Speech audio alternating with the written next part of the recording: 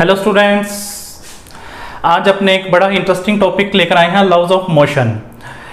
Laws of motion topic है, बेहद important है। फोर्स से रिलेटेड जितने भी अपने न्यूमेरिकल्स हैं, जहां भी फोर्स का यूज हो रहा है जिस भी टॉपिक के अंदर, उसको अपने इसी टॉपिक के बेस पर सोल्व कर पाएंगे। इस टॉपिक को सीखने के बाद पुलिस से रिलेटेड जितने भी न्यूमेरिकल्स हैं, फोर्स से रिलेटेड जितने भी न्यूमेरिकल हैं, उनको सबको सोल्व कर पाएंगे। तो इसको समझते हैं। फॉर एग्जाम्पल, अपने पास कोई फुटबॉल है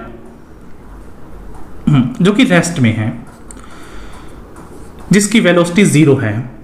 हमने इसको किक मारी, यहां से किक मारेंगे तो ये मोशन करने लगेगी, यानी कि इसके पास कुछ वेलोसिटी आ जाएगी, यानी कि ये मूवमेंट करने स्टार्ट कर दिया, मोशन में आ चुकी है। ये फुटबॉल मोशन में आ चुकी है, इसके पास कुछ वेलोसिटी होगी। इसी तरीके से कोई स्टोन है अपने पास, इस स्टोन को यदि हम उठाकर कहीं फेंक दें तो पहले तो स्टोन रेस्ट में है, लेकिन जैसे ही फेंकेंगे अपने, उसी टाइम इसके पास कुछ वेलोसिटी आ जाएगी। तो हम इसको किक मार रहे हैं, फेंक रहे हैं, यानी कि क्या कर रहे हैं, पुश कर रहे हैं। तो किसी ऑब्जेक्ट को पुश करना या पुल करना क्या होगा, फोर्स होगा। यानी कि इन ऑब्जेक्ट्स पर हमने फोर्स लगाया है, जिसके कारण जो रेस्ट में थे वो मोशन में आ चुके हैं। इसी तरीके से यदि कोई बॉल पहले ही मोशन में है, हम उसके आगे हाथ लगा दें या उसको फोर्स लगाएं आगे से किसी तरीके से ऑपोजिट डायरेक्शन में, तो इसकी वेलोसिटी क्या हो जाएगी, कम हो जाएगी। या हो सकता है इस तरीके से फोर्स लगाया है कि ये रेस्ट में आ जाए और इसकी वेलोसिटी कितनी हो जाए, 0 हो जाए। तो हम फोर्स लगाकर मोशन वाले ऑब्जेक्ट को रेस्ट में ला सकते हैं, रेस्ट वाले ऑब्जेक्ट को मोशन में ला सकते हैं।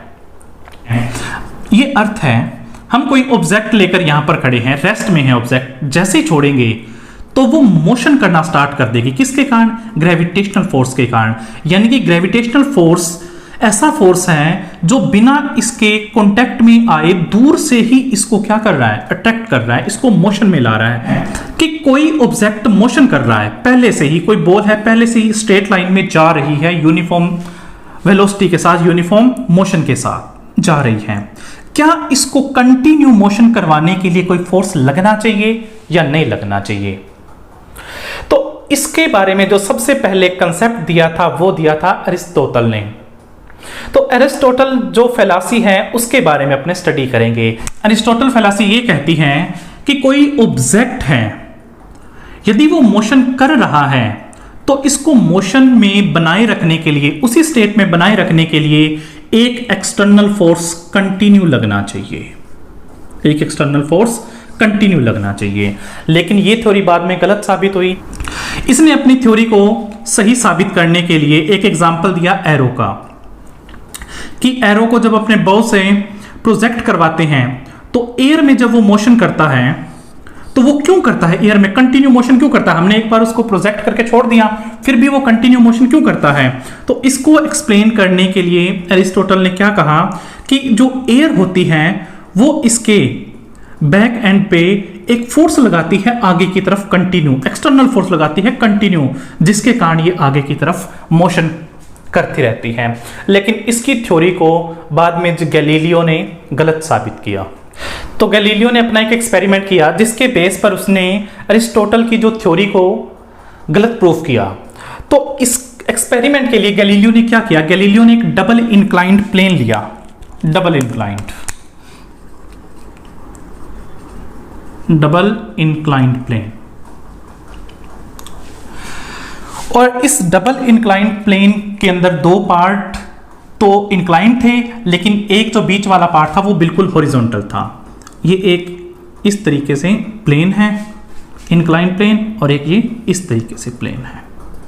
गैलीलियो ने अपनी थ्योरी में फ्रिक्शन को कंसीडर किया और फ्रिक्शन पर भी फोकस किया। एक बॉल को यहां रखा, उसने ये देखा कि बॉल जब इस प्लेन से नीचे आएगी, यहां से उसको छोड़ दिया, जब ये बॉल नीचे आएगी तो नीचे एक्सीलरेट होती है, फिर यहां से चलने के बाद, यहां पर आने के बाद ये कंटिन्यू कांस्टेंट वेलोसिटी के साथ मूव करती है आगे की तरफ, और जैसे ये प्लेन आता है ये फिर से रिटार्ड करना स्टार्ट कर देती है और इसके इक्वली हाइट पर जाकर ये स्टॉप हो जाती है। यदि फ्रिक्शन है, फ्रिक्शन को कंसीडर करें तो ये लगभग जाकर यहां जाकर रुक जाएगी, और यदि फ्रिक्शन नहीं है तो इसके सेम हाइट पर ये जाकर यहां पर रुकेगी। फिर इसी एक्सपेरिमेंट को उसने एक और तरीके से, दो कर्व्ड सरफेस लिए, इस तरीके से प्लेन लिया जिसमें कर्व्ड सरफेस है, इस तरीके से। उसने ये देखा कि जब मैं किसी ऑब्जेक्ट को यहां से छोड़ देता हूं तो वो पहले इस तरफ एक्सीलरेट होगा, फिर कांस्टेंट वेलोसिटी के जाएगा, कांस्टेंट वेलोसिटी से मोशन करेगा और फिर ये वापस यहां तक पहुंचेगा। फिर उसने इसी एक्सपेरिमेंट को इस तरीके से किया, ये वाला जो इंक्लाइंड सरफेस था इसका इंक्लाइनेशन तो वैसा ही, लेकिन इसको थोड़ा सा इस तरीके से कम इंक्लाइनेशन कर दिया। उसने फिर देखा कि जैसे ही मैं इसको छोड़ता हूं तो पहले एक्सीलरेट होगी, फिर कांस्टेंट वेलोसिटी के साथ जाएगा और अगली बार ज्यादा दूर तक जाएगी, लेकिन हाइट क्या रहेगी, इसके इक्वल रहेगी, इतना पोर्शन चलेगा। पहले ये इतना सा पोर्शन चल रहा था आगे की तरफ, लेकिन अब ये आगे की तरफ इतना पोर्शन चलेगा क्योंकि इसका इंक्लाइनेशन कम हो गया। तीसरी कंडीशन क्या लेगा, तीसरी कंडीशन में वो इसको बिल्कुल स्ट्रेट ले लेता है, एक तरफ इंक्लाइनेशन और फिर ये इस तरीके से। वो फिर देखता है कि जब ये नीचे आ रहा है तो एक्सीलरेट हो रहा है, उसके बाद ये यूनिफॉर्म वेलोसिटी के साथ मोशन करती जाएगी और बहुत दूर तक जाएगी, इन्फिनिटी तक जाएगी। लेकिन यदि ये बहुत दूर जाकर ये स्टॉप होती है, रुक जाती है, तो उसके पीछे रिस्पॉन्सिबल, प्रैक्टिकली यदि ये रुकती है तो उसके पीछे रिस्पॉन्सिबल फ्रिक्शन है। यदि फ्रिक्शन नहीं होता तो ये लंबे टाइम तक, सॉरी, एक बहुत दूर तक यानी कि इन्फिनिटी तक मोशन करती। तो गैलीलियो ने अपने इस एक्सपेरिमेंट के बेस पर यह साबित कर दिया कि कोई ऑब्जेक्ट रेस्ट में है और कोई ऑब्जेक्ट यूनिफॉर्म मोशन के साथ चल रहा है, यूनिफॉर्म मोशन कर रहा है, यानी कि कांस्टेंट वेलोसिटी के साथ स्ट्रेट लाइन में चल रहा है, तो दोनों जो स्टेट्स हैं इसकी ऑब्जेक्ट की सेम है। यदि ये रेस्ट में है तो अपने आप इसके अंदर मोशन नहीं आएगी, और यदि ये यूनिफॉर्म मोशन कर रहा है यानी कि कांस्टेंट वेलोसिटी के साथ स्ट्रेट लाइन में मूव कर रहा है, तो अपने आप ये रेस्ट में नहीं आ जाएगा, अपने आप ये अपनी स्पीड, अपनी वेलोसिटी को चेंज नहीं कर सकता, और इसी को कहते हैं लॉ ऑफ इनर्शिया। इसके जो थ्योरी थी, जो गैलीलियो की थ्योरी थी, इसी के बेस पर बाद में न्यूटन्स ने अपने जो लॉज दिए हैं, न्यूटन लॉ ऑफ मोशन, वो इसी स्टडी के बेस पर दिए गए। अब अपने बात करते हैं न्यूटन्स लॉ की, न्यूटन्स लॉज। तो फर्स्ट लॉ के अंदर न्यूटन ने क्या कहा कि everybody continues to be in its state of rest.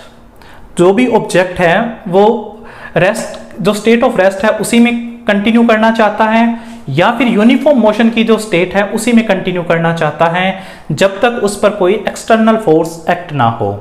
यानी कि जब तक एक्सटर्नल फोर्स जीरो है तो ऑब्जेक्ट की स्टेट चेंज नहीं होगी, ऑब्जेक्ट का जो एक्सीलरेशन है वो जीरो रहेगा। यदि वो रेस्ट में है तो रेस्ट में पड़ा रहेगा, जिस वेलोसिटी से, कांस्टेंट वेलोसिटी से मूव कर रहा है स्ट्रेट लाइन में, उसी कांस्टेंट वेलोसिटी से वो मूव करता रहेगा। यदि वहां पर एक्सीलरेशन है तो इसका मतलब कोई फोर्स भी लग रहा होगा, नेट एक्सटर्नल फोर्स, या नेट एक्सटर्नल फोर्स लग रहा होगा तो एक्सीलरेशन होगा ही होगा।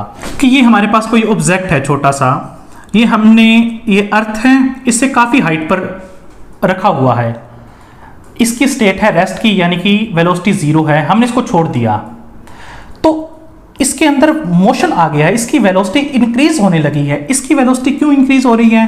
क्योंकि यहां से नीचे की तरफ ग्रेविटेशनल फोर्स लग रहा है, जिसके कारण ये नीचे की तरफ मूव करेगा। दूसरी कंडीशन में अर्थ के ऊपर कोई टेबल है, टेबल के ऊपर ये ऑब्जेक्ट रखा हुआ है, अब ये नीचे नहीं जा रहा, क्यों? इसका रीजन बताओ। ग्रेविटेशनल फोर्स तो अभी भी लगेगा, वेट अभी भी नीचे की तरफ लगेगा, फिर ये नीचे क्यों नहीं जा रहा? क्योंकि उस कंडीशन में इस सरफेस के द्वारा इसके ऊपर रिएक्शन लगाई जा रही है, जितना वेट है उतनी रिएक्शन लगने के कारण ये यहां पर स्टेबल है, रेस्ट में है, नीचे मूव नहीं कर रहा। यदि ये नीचे से रिएक्शन कम मिलेगी, वेट ज्यादा होगा, उस कंडीशन में ये नीचे जा सकता है। तो इसको दूसरा एग्जांपल ले लेते हैं, मान लेते हैं मड है ये, उसके अंदर ऑब्जेक्ट रख दें, उसके ऊपर सरफेस पर रखें, तो ये धीरे धीरे इसके अंदर नीचे जाएगा। क्यों नीचे जाएगा? उस कंडीशन में जो नीचे से रिएक्शन मिल रही है वो इतनी नहीं होती जो इसके वेट को कंपनसेट, यदि इक्वल हो गया फिर ये यहीं रहेगा, यदि इक्वल नहीं हुआ तो फिर ये धीरे धीरे क्या करेगा, नीचे जाएगा। इसी लॉ को बोलते हैं लॉ ऑफ इनर्शिया। इनर्शिया का मतलब क्या होता है कि ऑब्जेक्ट अपनी स्टेट चेंज नहीं कर सकता, यानी कि रेस्ट वाली स्टेट में है तो रेस्ट में पड़ा रहेगा, यूनिफॉर्म मोशन वाली स्टेट में है उस स्टेट से दूसरी स्टेट में नहीं ला सकता। तो इसके एग्जाम्पल हमें डेली लाइफ में बहुत बार देखने को मिलते हैं। हम कई बार बस में बैठे होते हैं, बस खड़ी है, बस अचानक से स्टार्ट होकर चलने लगती है तो हमें पीछे की तरफ झटका लगता है। ऐसा क्यों लगता है? उसके पीछे भी लॉ ऑफ इनर्शिया रिस्पॉन्सिबल है। हम जो कि एक ऑब्जेक्ट है बस के साथ रेस्ट में है, बस जैसे ही नीचे से एक्सीलेट होती है हम वहीं पर ही रेस्ट में रहना चाहते हैं, इसको कहते हैं इनर्शिया ऑफ रेस्ट, यानी कि हम रेस्ट में रहना चाहते हैं। कोई ऑब्जेक्ट रेस्ट में पड़ा है तो वो रेस्ट में रहना चाहता है तो इसको कहते हैं इनर्शिया ऑफ रेस्ट। इसी तरीके से यदि हम बस के अंदर बैठे हैं और बस मूव कर रही है, कंटिन्यू जा रही है सेम स्पीड से, और अचानक से बस का ड्राइवर ब्रेक लगा देता है यानी कि रिटार्डेशन कर देता है, तो हम आगे गिरने लगते हैं, आगे वाले की सीट पर चले जाते हैं या जाने को होते हैं। तो उस कंडीशन में हम यूनिफॉर्म मोशन के अंदर मूव कर रहे थे, लेकिन जैसे ही बस ड्राइवर ने अपनी ब्रेक लगाई, अपनी स्पीड को कम किया, अपनी स्टेट चेंज की, हम उसी स्टेट में रहना चाहते हैं, हम उसी मोशन के साथ जाना चाहते हैं, तो इस कंडीशन को कहते हैं inertia of motion. Inertia of motion. जब हम किसी सर्कुलर पाथ पर मूव करते हैं, किसी गाड़ी के अंदर बैठकर, किसी कार के अंदर बैठकर मूव करते हैं, तो हमारी टेंडेंसी बाहर जाने की तरफ होती है। क्यों? हम साइड पर जाकर विंडो के साथ चिपक जाते हैं। ऐसा क्यों होता है टेंडेंसी? क्योंकि कार अपनी डायरेक्शन चेंज करती है, लेकिन हम कहां जाना चाहते हैं? स्ट्रेट लाइन में मूव करना चाहते हैं, तो उसको कहते हैं inertia of direction. Inertia of direction. कि कोई रॉकेट है या स्पेसशिप है, प्लेनेट नहीं है, कोई स्टार नहीं है, यानी कि कोई भी ग्रेविटेशनल फोर्स नहीं लग रहा, ये जो स्पेसशिप है ये एक्सीलेट हो रही है। कितना इसका एक्सीलेशन? 200 मीटर पर सेकेंड स्क्वायर। ठीक, इसके अंदर कोई पर्सन था, वो छलांग मारकर इससे बाहर आ गया। ठीक, ये ऊपर जा रहा है 200 मीटर पर सेकंड स्क्वायर के एक्सीलरेशन से, लेकिन जैसे ये कूदकर बाहर आएगा तो उस कंडीशन में इसका एक्सीलरेशन कितना होगा? बता सकते हो इसका एक्सीलरेशन कितना होगा? सोचो। जैसे ये कूदकर बाहर आएगा तो इसका इससे कनेक्शन, पहले तो इसके अंदर था तो इसके साथ ही मूव कर रहा था, जैसे स्पेसशिप का एक्सीलरेशन जितना था ये इसका एक्सीलरेशन भी क्या था? उतना ही था। लेकिन जैसे ये से बाहर आएगा तो जितनी वेलोसिटी पर ये बाहर आएगा उतनी वेलोसिटी पर चलेगा, लेकिन इसका एक्सीलरेशन जो होगा जीरो होगा, क्योंकि इसके साथ इससे तो बाहर आ चुका है और इस पर कोई फोर्स नहीं लग रहा। तो जब ये इसे छलांग मारेगा तो उस टाइम जितनी इसकी वेलोसिटी थी उतनी वेलोसिटी से ऊपर तो जाएगा, लेकिन इसके पास एक्सीलरेशन नहीं होगा तो इसकी स्पीड तो इंक्रीज होती जाएगी, लेकिन ये कांस्टेंट स्पीड से वैसे ही ऊपर की तरफ जाता रहेगा। अब अपने स्टडी करते हैं Newton second law of motion. तो Newton second law of motion को पढ़ने से पहले हमें थोड़ा मोमेंटम के बारे में पता होना चाहिए। वैसे तो ये आप प्रीवियस क्लासेस के अंदर 9th 10th के अंदर ये पढ़ चुके हो। मोमेंटम की डेफिनेशन क्या है? जब कोई ऑब्जेक्ट जिसका मास है m v वेलोसिटी से मूव करता है तो इसका मोमेंटम होगा mv। ये वेक्टर क्वांटिटी है, तो मोमेंटम भी एक वेक्टर क्वांटिटी है। m इंटू वी वेक्टर, जितनी ज़्यादा वेलोसिटी होगी उसके पास उतना ज़्यादा मोमेंटम होगा, जितना ज़्यादा मास होगा उतना ज़्यादा मोमेंटम होगा। ठीक, कोई बॉडी मूव कर रही है v वेलोसिटी के साथ, ठीक है, हम चाहते हैं कि इसके मोमेंटम को चेंज करें, इंक्रीज भी कर सकते हैं, डिक्रीज भी कर सकते हैं। तो इसके मोमेंटम में चेंज करने को दो तरीके हो सकते हैं। एक तो हम मैग्नीट्यूड चेंज कर दें, चाहे घटा दें चाहे बढ़ा दें। दूसरा तरीका ये है कि हम इसकी डायरेक्शन चेंज कर दें, मैग्नीट्यूड को करें या ना करें वो एक अलग मैटर है, हम सिर्फ इसकी डायरेक्शन चेंज कर दें तो भी वेलोसिटी इसकी चेंज हो जाएगी। फॉर एग्जाम्पल, हमारे पास दो ऑब्जेक्ट हैं, एक तो ट्रक है कोई और एक कार है, दोनों की वेलोसिटी सेम है, दोनों v वेलोसिटी से जा रहे हैं। इनको रोकने के लिए हमें सामने से फोर्स लगाना है। तो इसका मास ज्यादा है, इसका मास कम है, दोनों के पास मोमेंटम है, दोनों, इसके पास मास ज्यादा है, इसके पास मास कम है, तो इसका मोमेंटम कम होगा, इसका मास ज्यादा है तो इसका मोमेंटम ज्यादा है। तो दोनों को हम रोकना चाहते हैं, दोनों के मोमेंटम में चेंज करना चाहते हैं। हमें यह पता है कि इसके पास मास ज्यादा है, तो मोमेंटम ज्यादा होने के कारण इसको रोकने के लिए फोर्स ज्यादा लगाना पड़ेगा। इसके पास मास कम है, मोमेंटम कम है, तो इसको रोकने के लिए हमें फोर्स भी कम लगाना पड़ेगा। मास ज्यादा होगा तो फोर्स ज्यादा लगाना पड़ेगा, मास कम होगा तो फोर्स कम लगाना पड़ेगा। दो सेम ऑब्जेक्ट है, सेम ऑब्जेक्ट होते, मान लो ये भी कार होती, इसका मास भी m होता, लेकिन इसकी वेलोसिटी ज्यादा है, इसकी वेलोसिटी कम है, तो इसकी वेलोसिटी को जीरो करना है और इसकी वेलोसिटी को भी जीरो करना है। तो उस कंडीशन में इस ज्यादा वेलोसिटी वाले को रोकने के लिए हमें ज्यादा फोर्स लगाना पड़ेगा, कम वेलोसिटी वाले को रोकने के लिए हमें कम फोर्स लगाना पड़ेगा। इसके बाद एक कंसेप्ट और, मान लो ये ऑब्जेक्ट है कोई, ये ऊपर से ड्रॉप किया गया है, हम इसको रोकना चाहते हैं। यहां पर आपने बहुत बार क्रिकेट खेलते हुए बॉल को कैच किया होगा, कुछ वैसी ही कंडीशन। इसको रोकने के लिए, या ये मान लो इस बॉल को कैच करते टाइम कई प्लेयर हाथ को नीचे खींच कर लेकर जाते हैं, यानी कि बॉल को ऐसे कैच करते और नीचे लेकर जाते हैं। मान लो इसको नीचे ना लेकर जाएं, वैसे ही पकड़ने की कोशिश करें, तो उस कंडीशन में बॉल है या ऑब्जेक्ट है वो जोर से टकराता है, यानी कि उस कंडीशन में फोर्स ज्यादा लगाना पड़ेगा हमें उसको रोकने के लिए। लेकिन यदि हम हाथ को ऐसे कर लें, टाइम ज्यादा लगाएं, तो उस कंडीशन में हमें फोर्स कम लगाना पड़ता है। यानी कि फोर्स का इस बात से भी लेना देना है कि इसके जो मोमेंटम में जो चेंज किया जा रहा है वो कितने टाइम के अंदर किया जा रहा है।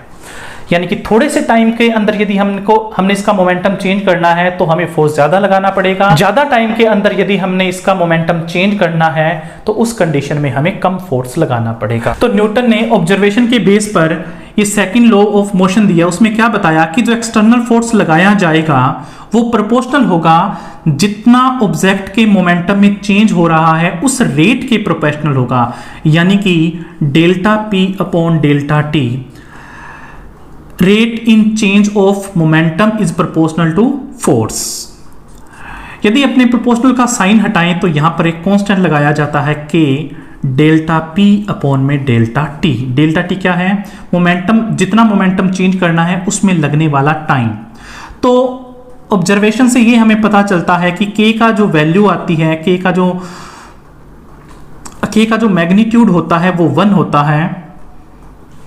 इसलिए हम इस फॉर्मूले को इस तरीके से भी लिखते हैं, डेल पी अपॉन में डेल टी। टाइम इंटरवल बहुत थोड़ा है, उस कंडीशन में जो मोमेंटम में चेंज होगा वो भी बहुत थोड़ा होगा, उस कंडीशन में हम इसको dp अपॉन dt भी लिख सकते हैं।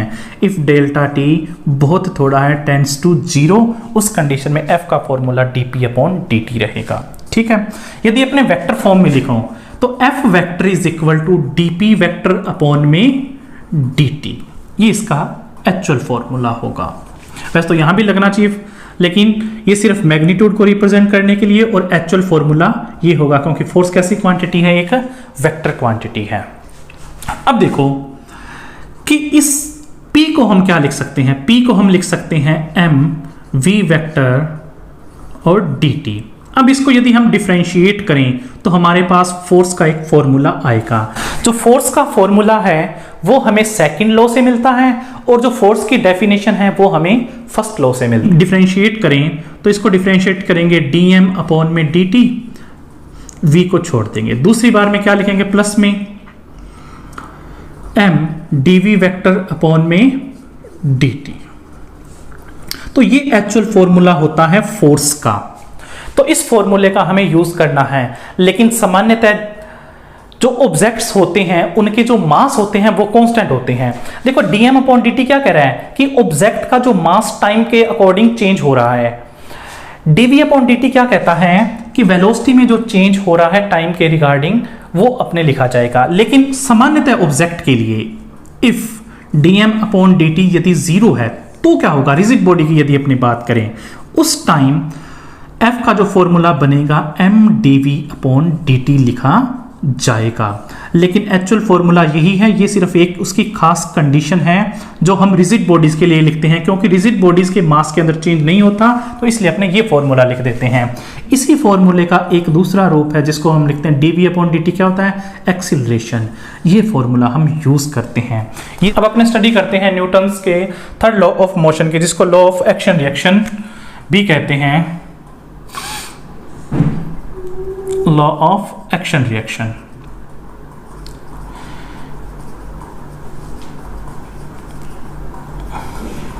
इसका मतलब क्या है, फॉर एग्जाम्पल हम दीवार को मुक्का मारें तो दीवार पर फोर्स लगा रहे हैं, लेकिन हमारे हाथ को दर्द होता है। हमारे हाथ को दर्द क्यों हो रहा है, फोर्स तो दीवार पे लगा है, तो हमारे हाथ को दर्द नहीं होना चाहिए। तो हमारे हाथ को दर्द इसलिए होगा क्योंकि जितना फोर्स हमने दीवार पर लगाया है उतना ही फोर्स हमारे हाथ पर लगेगा, तो उस फोर्स लगने के कारण हमारे हाथ को दर्द होगा। तो लॉ ऑफ एक्शन रिएक्शन क्या कहता है कि ईच एक्शन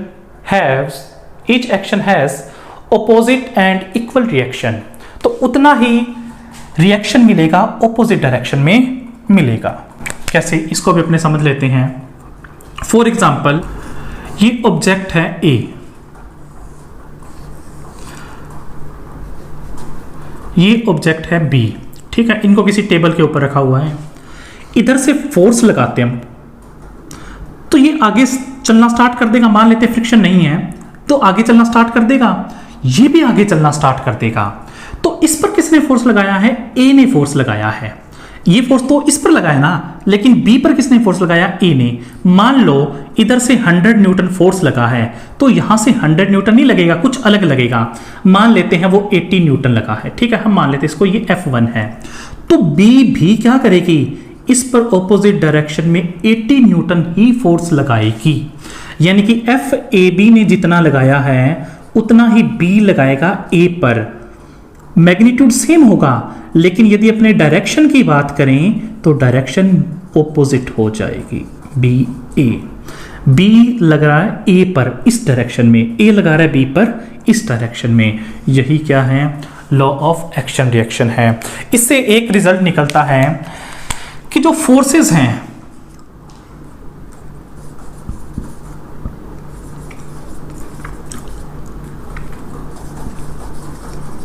वो हमेशा पेयर्स में होते हैं।